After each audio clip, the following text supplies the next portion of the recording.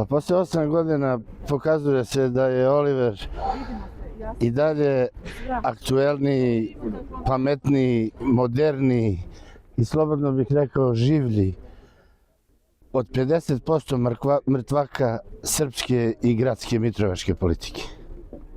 To što je on znao pre 8 ili 10 ili 20 godina, danas ovi ljudi ne znaju. Niti ko to želi da primeni. Što se tiče ovoga današnjeg dana, vidljivo je da nas je bar za 5 ili 10 više nego što je bilo prošli put, a siguran sam da će to povećanje u broju biti i 1000.